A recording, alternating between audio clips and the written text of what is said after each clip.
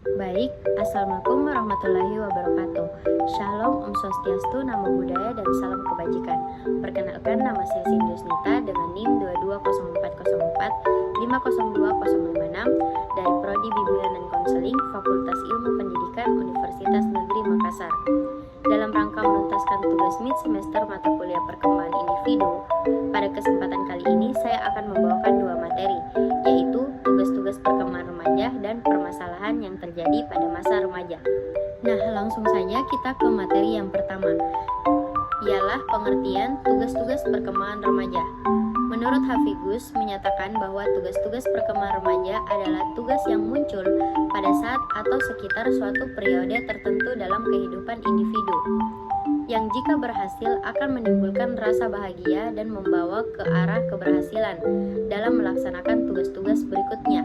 Akan tetapi, jika gagal akan menimbulkan rasa tidak bahagia dan kesulitan dalam menghadapi tugas-tugas selanjutnya. Tugas perkembangan merupakan suatu proses yang menggambarkan perilaku kehidupan sosial psikologis manusia pada posisi yang harmonis di dalam lingkungan masyarakat yang lebih luas dan lebih kompleks. Proses tersebut merupakan tugas-tugas perkembangan fisik dan psikis yang harus dipelajari, dijalani, dan dikuasai oleh setiap individu. Nah, tugas-tugas perkembangan remaja apa saja sih? Nah, salah satu periode dalam rentan kehidupan ialah fase remaja.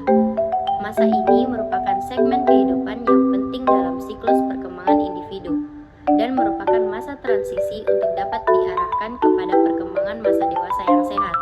Untuk dapat melakukan sosialisasi yang baik, remaja harus menjalankan tugas-tugas perkembangan pada usianya yang baik.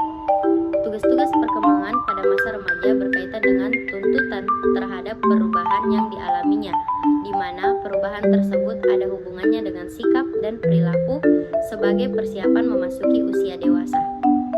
William Kay mengemukakan tugas-tugas perkembangan masa remaja sebagai berikut. Yang pertama, menerima fisiknya sendiri, berikut keragaman kualitasnya. Yang kedua, mencapai kemandirian emosional dari orang tua atau figur-figur yang mempunyai otoritas. Yang ketiga, mengembangkan keterampilan komunikasi interpersonal dan bergaul dengan teman sebaya, baik secara individual maupun kelompok.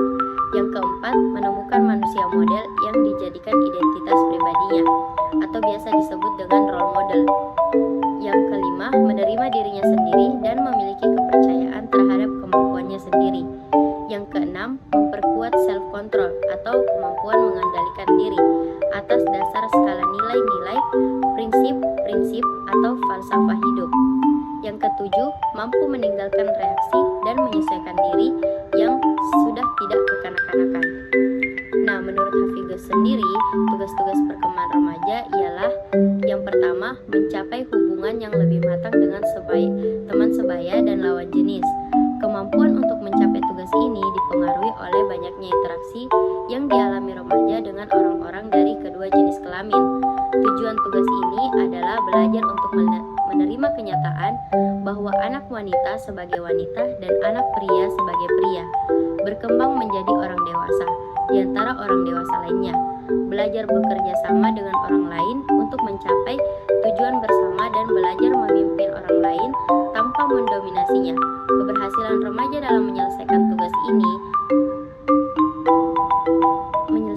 perkembangan ini mengantarkannya ke dalam suatu kondisi penyesuaian sosial yang baik dalam keseluruhan hidupnya. Tingkat pencapaiannya ada banyak.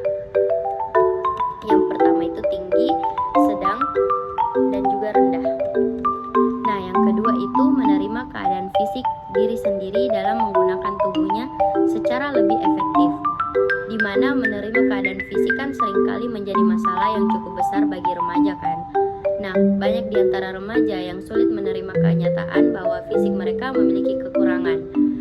Nah, perasaan yang tidak puas ini kemudian membuat mereka selalu dilanda rasa minder, rasa malas bergaul.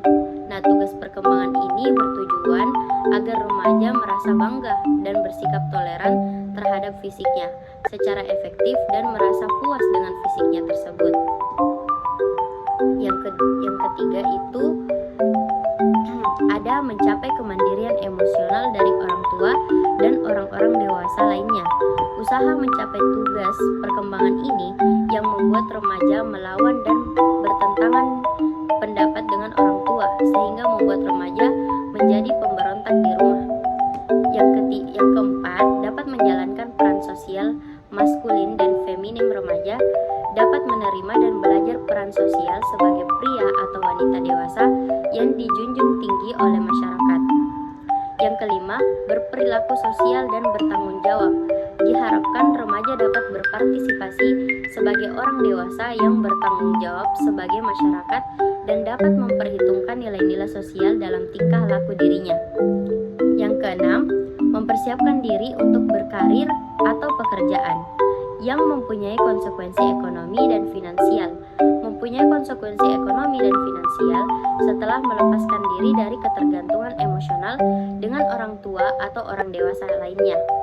Tugas yang menanti remaja adalah juga dapat melepaskan diri dari ketergantungan finansial dari mereka.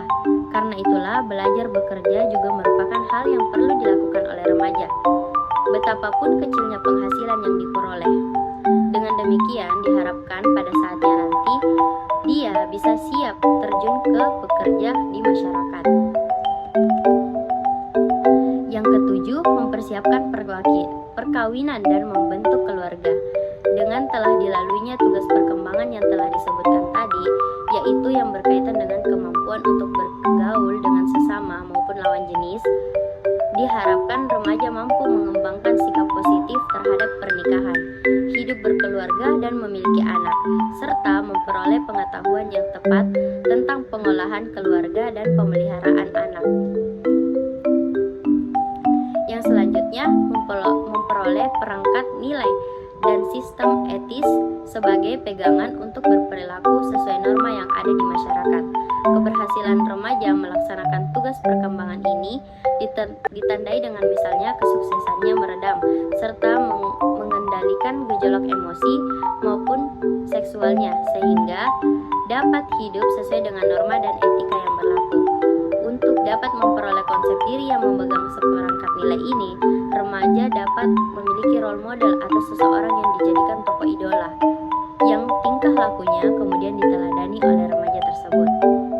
Nah, kita lanjut ke materi selanjutnya, ialah faktor-faktor yang mempengaruhi perkembangan pada masa remaja.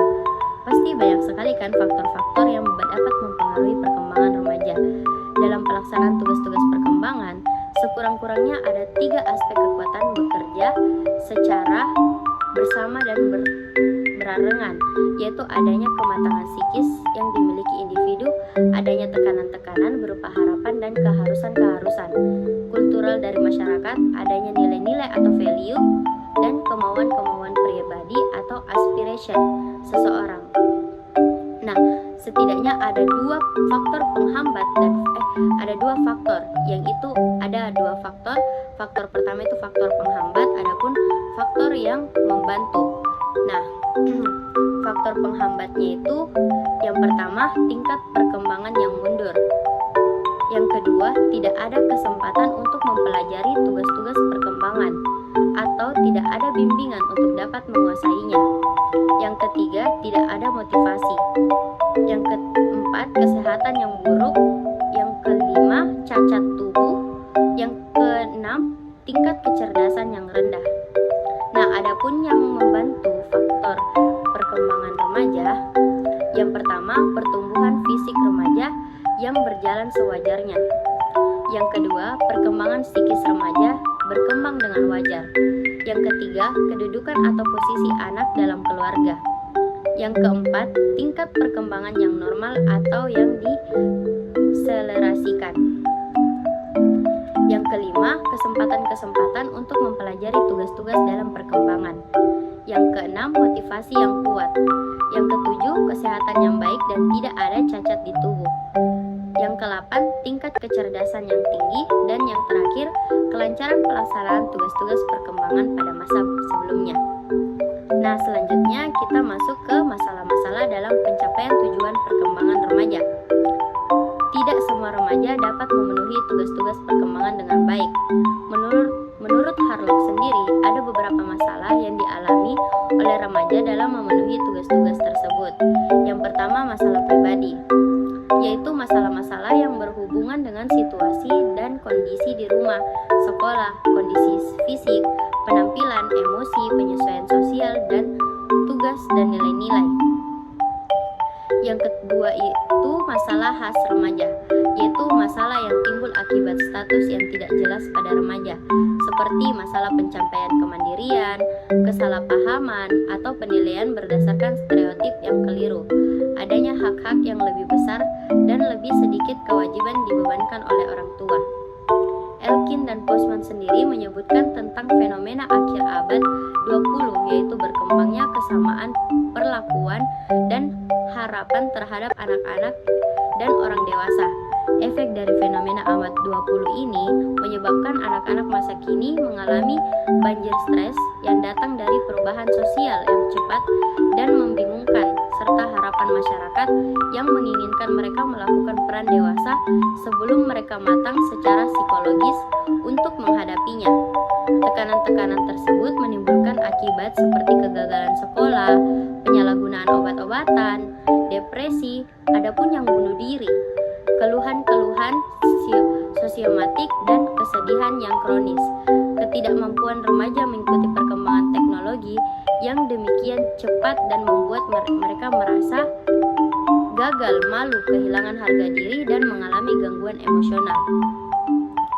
Tekanan-tekanan sebagai akibat perkembangan fisiologis pada masa remaja ditambahkan dengan tekanan akibat perubahan kondisi sosial budaya serta perkembangan ilmu pengetahuan dan teknologi yang demikian pesat, seringkali mengakibatkan timbulnya masalah-masalah psikologis berupa gangguan penyesuaian diri dan gangguan perilaku.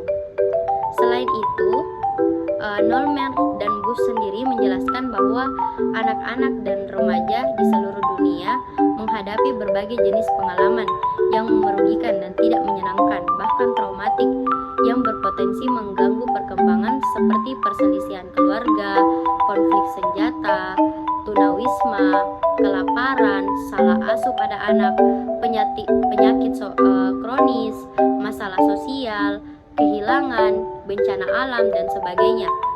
Nah, Bella sendiri secara khusus membahas pengaruh tekanan media terhadap perkembangan remaja. Menurutnya, remaja masa kini diharapkan pada lingkungan di mana segala sesuatu itu berubah dengan sangat cepat. Mereka dibanjiri oleh informasi yang terlalu banyak dan terlalu cepat untuk diserap dan dimengerti. Semuanya harus bertumpuk hingga mencapai apa yang disebut information overload atau kelebihan informasi. Akibatnya timbul perasaan terasing, keputusan, absurd, problem identitas, dan masalah-masalah yang berhubungan dengan benturan budaya. Nah, selanjutnya kita ke materi yang kedua, yaitu permasalahan-permasalahan yang biasanya terjadi pada masa remaja. Langsung saja kita ke permasalahan yang pertama, ialah krisis identitas pada remaja. Apa sih itu krisis identitas?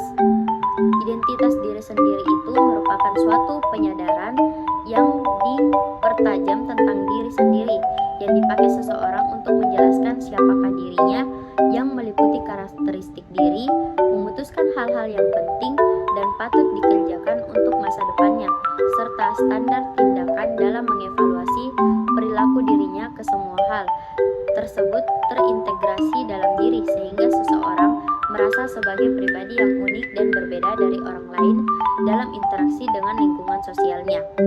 Pada masa remaja, pembentukan identitas diri akan cenderung lebih terlihat. Remaja akan mempertanyakan siapa dirinya karena kebingungan menghadapi perubahan fisik, anatomik, psikologis, dan sosial yang dipertimbangkan dari nilai-nilai maupun kebudayaan yang berlaku dalam masyarakat. Masalah pokok yang dihadapi oleh seorang anak memasuki masa remaja adalah pencarian bentuk identitas diri. Identitas diri adalah gambaran bagaimana profil diri, harga diri, kepastian posisi maupun kedudukan sosial anak remaja dalam lingkungan pergaulan di mana ia berada. Nah, remaja mengalami krisis identitas karena mereka memiliki masalah dengan kemampuannya mengendalikan emosi, bermasalah menempatkan diri dengan teman sebayanya, bermasalah dengan penampilan dirinya, tidak mendapat figur yang tepat untuk mencapai identitas diri yang baik. Saat remaja mengalami krisis identitas, perilaku yang dicerminkan dapat mengacu pada tindakan-tindakan deskriptif. Nah, adapun penyebab-penyebabnya, saat usia remaja, kondisi mental seseorang berada dalam fase yang agak tidak stabil dibandingkan dengan fase anak-anak maupun dewasa. Pada masa ini, remaja cenderung untuk melakukan tindakan-tindakan yang merujuk pada pencarian identitas. Tindakan tersebut disebabkan oleh beberapa hal. Yang pertama, kepribadian yang lemah. Kepribadian remaja pada masa ini masih berada pada kondisi yang belum sempurna, sehingga tiada ayal dibutuhkan suatu manifestasi yang dapat mendukung proses yang dapat membentuk proses ini. Keadaan inilah yang membuat kepribadian remaja lemah, dikarenakan tidak adanya pondasi kepribadian yang kuat yang dimiliki remaja pada masa ini. Yang kedua, lingkungan yang menuntut keadaan sempurna dimiliki oleh remaja. Lingkungan juga berpengaruh terhadap hal ini. Remaja seringkali tidak merasa percaya diri akibat dari keadaan mereka berbeda dengan teman-teman sepantarannya atau sebuah standar yang semu ditetapkan oleh gaya hidup di lingkungan remaja tersebut. Contoh, berpakaian high-bis atau hal-hal yang mendorong kenakalan remaja. Nah, yang ketiga, orang tua yang menekan remaja. Umumnya, orang tua menekan pola perilaku anak sesuai dengan keinginannya, entah itu dengan membuat petunjuk, nasihat, atau saran-saran, atau bahkan dengan cara yang lebih keras seperti kekerasan verbal ataupun fisik.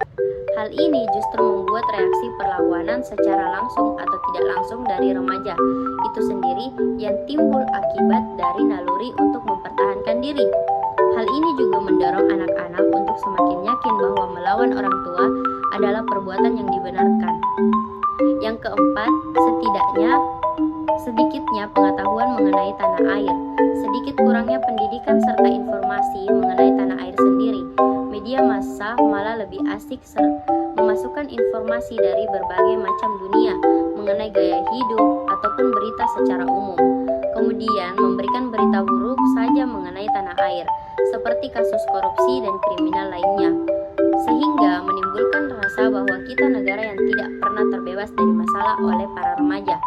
Hal ini diperparah dengan arus globalisasi yang tidak bisa kita kendalikan, membuat wawasan Nusantara pada remaja makin sedikit dan tertutupi oleh derasnya budaya luar.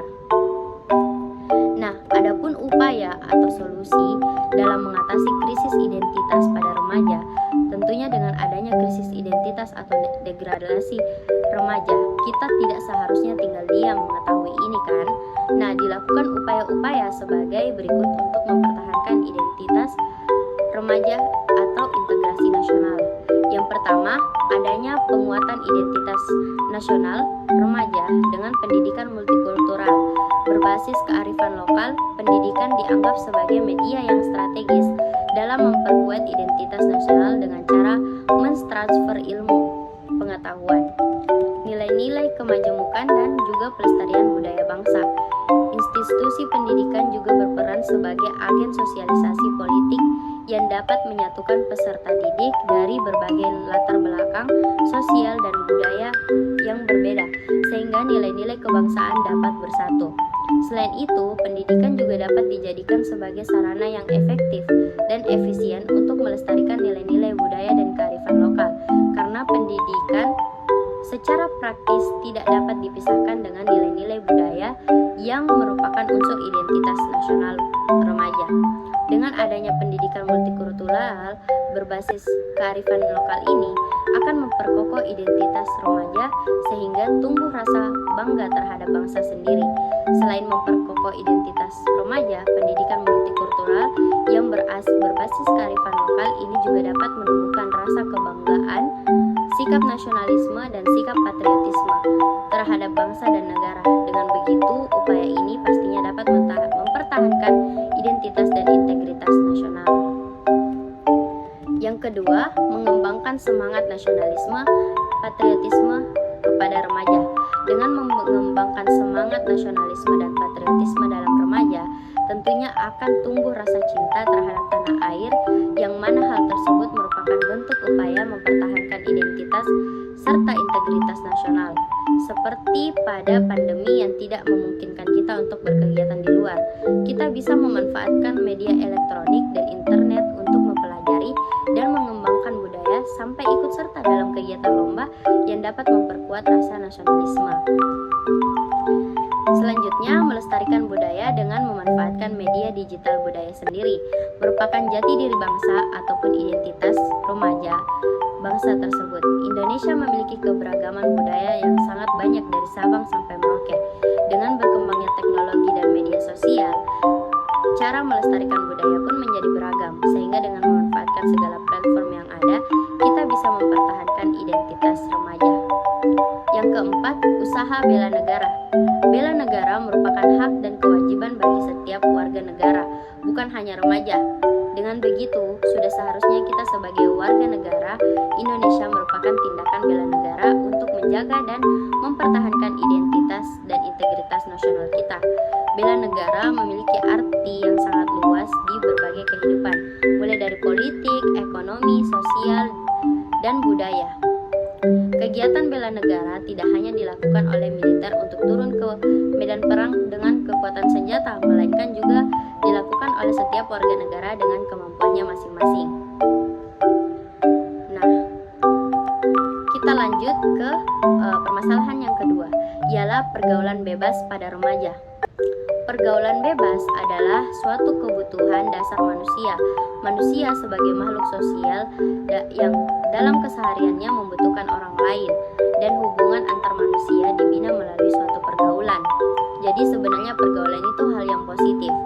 Pergaulan juga merupakan hak asasi manusia. Setiap individu yang harus dibebaskan dan tidak boleh dibatasi oleh atau didiskriminasi. Jadi dalam pergaulan antar manusia seharusnya bebas, namun harus tetap memenuhi norma-norma yang berlaku di masyarakat.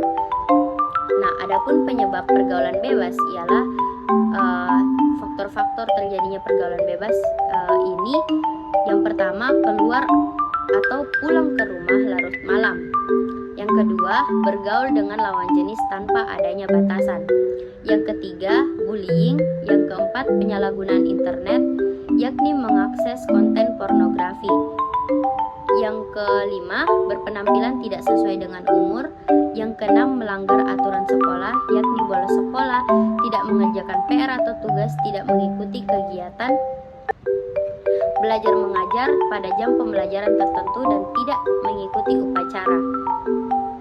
Adapun faktor penyebab terjadinya pergaulan bebas pada remaja, yaitu yang pertama, rendahnya kontrol diri, rendahnya kesadaran diri remaja terhadap bahayanya pergaulan bebas, nilai-nilai keagamaan cenderung kurang, gaya hidup yang kurang baik, rendahnya taraf pendidikan keluarga, keadaan lingkungan keluarga yang kurang harmonis, minimnya perhatian orang tua, pengaruh teman sebaya, dan pengaruh internet.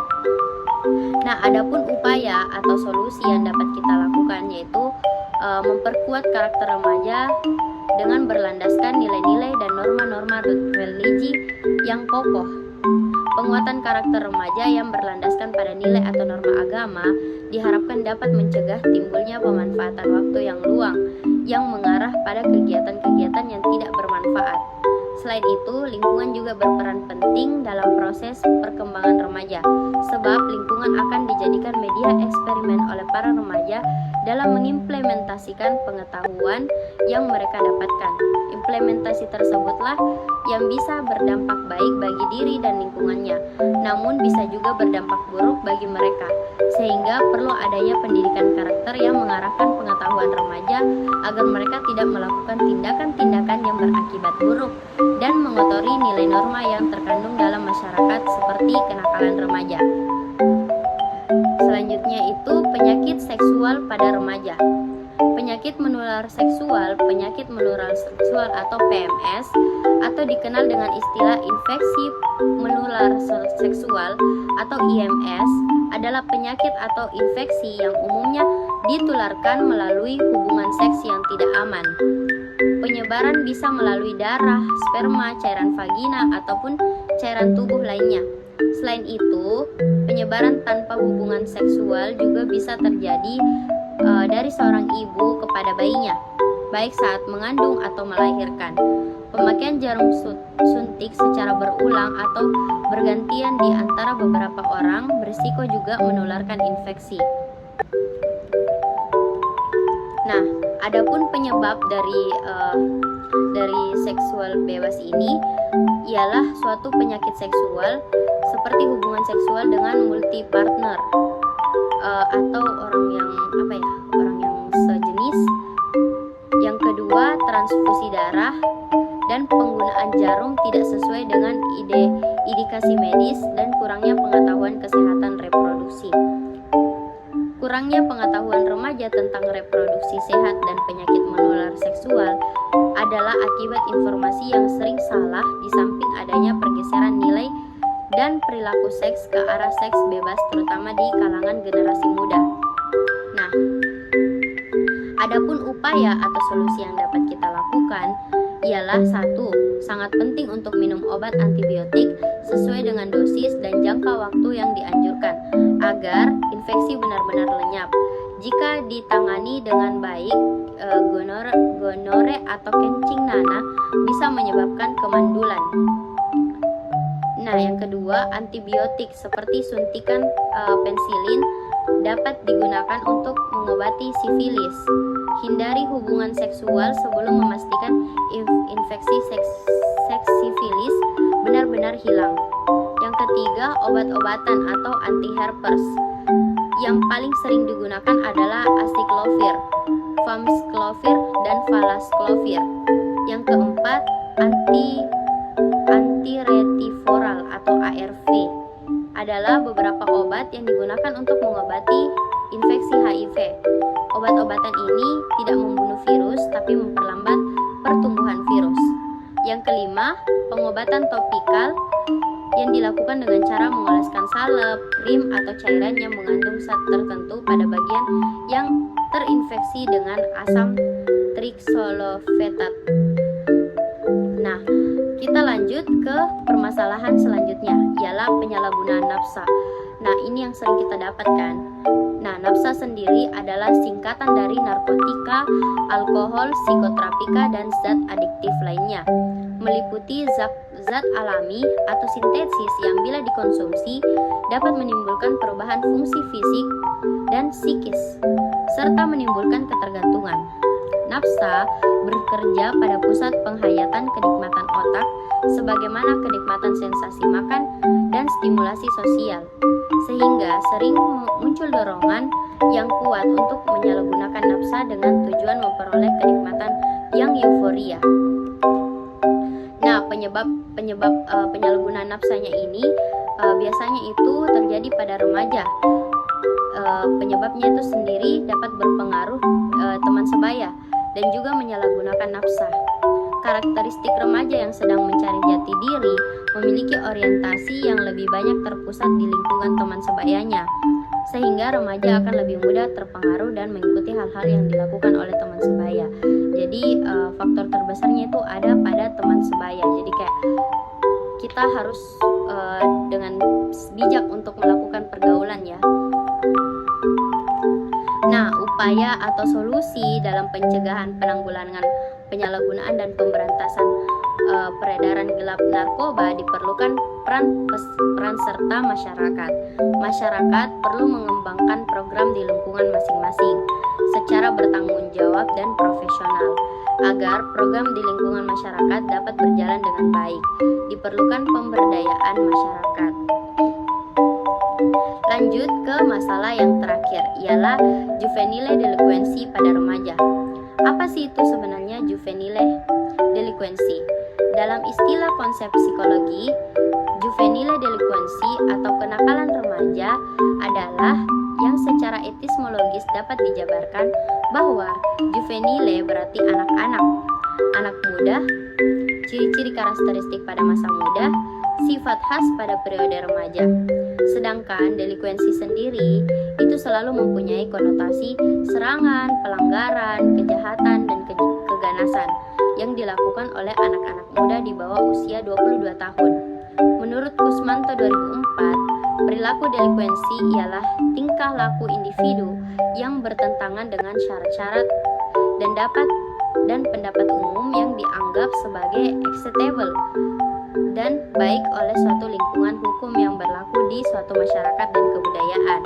Nah, berdasarkan uraian tersebut, dapat disimpulkan bahwa perilaku delinkuensi adalah perbuatan yang dilakukan secara sengaja oleh remaja meskipun remaja tersebut sadar sepenuhnya bahwa segala bentuk perbuatannya itu melanggar hukum atau norma sosial dan aturan yang berlaku. Penyebabnya itu dapat berupa faktor-faktor yang mempengaruhi perilaku delinkuensi. Yang pertama, faktor dari dalam diri anak itu sendiri. Ada 3 faktor dari dalam diri. Yang pertama, predisposing factor. Predisposing factor yang lain berupa kelainan jiwa. Ini juga bisa berpengaruh oleh lingkungan keluarga yang keras atau penuh tekanan terhadap anak. Yang kedua, lemahnya pertahanan diri. Jika ada pengaruh negatif berupa tontonan negatif, wujudan negatif seperti pecandu dan pengedar narkoba, ajakan-ajakan untuk melakukan perbuatan-perbuatan negatif sering tidak bisa menghindar dan mudah terpengaruh. Akibatnya, remaja itu terlibat dalam kegiatan-kegiatan negatif yang membahayakan dirinya dan masyarakat. Yang ketiga, kurangnya kemampuan penyesuaian diri. Inti persoalannya adalah ketidakmampuan penyesuaian diri terhadap lingkungan sosial, karena dengan mempunyai daya pilih teman bergaul akan membantu pembentukan perilaku yang positif. Kurangnya dasar-dasar keimanan dalam diri remaja. Agama adalah benteng diri remaja dalam menghadapi berbagai cobaan yang datang padanya sekarang dan di masa yang akan datang. Sekolah dan orang tua harus bekerja sama bagaimana memberikan pendidikan agama yang baik, mantap, dan sesuai dengan kondisi remaja pada saat ini. Yang kedua itu faktor dari lingkungan atau keluarga. Keluarga merupakan sumber utama atau lingkungan utama penyebab perilaku delinkuensi pada remaja. Kenapa dikatakan demikian? Disebabkan karena anak itu hidup dan berkembang pemulaan sekali itu kan dari keluarga atau dari ayah dan ibu dan berhubungan dengan anggota keluarga lain yang tinggal bersama-sama. Nah, faktor penyebab perilaku delinkuensi anak dan remaja berasal dari lingkungan keluarga. Yang pertama, anak kurang mendapatkan kasih sayang dan perhatian dari orang tua. Anak kurang kasih sayang dan perhatian orang tua, maka yang dibutuhkan itu terpaksa cari di luar rumah, seperti di dalam kelompok kawan-kawannya. Jadi kayak orang yang kurang kasih sayang di dalam rumah, biasanya dia mencari kasih sayang atau rangkulan dari teman-temannya atau dari orang-orang di luar dari lingkungan keluarganya. Yang kedua, lemahnya keadaan ekonomi orang tua. Lemahnya keadaan ekonomi orang tua telah menyebabkan tidak mempunyai orang tua mencukupi kebutuhan anak-anaknya, terutama sekali pada masa remaja yang penuh dengan keinginan-keinginan dan keindahan-keindahan serta cita-cita. Yang ketiga, kehidupan keluarga yang tidak harmonis. Sebuah keluarga dikatakan harmonis apabila struktur keluarga itu utuh dan interaksi di antara anggota keluarga berjalan dengan baik. Artinya, hubungan psikologis di antara mereka cukup memuaskan dan dirasakan oleh setiap anggota keluarga. Apabila tidak demikian, maka anak tersebut akan menyimpang ataupun mencari keharmonisan di luar rumah ataupun di luar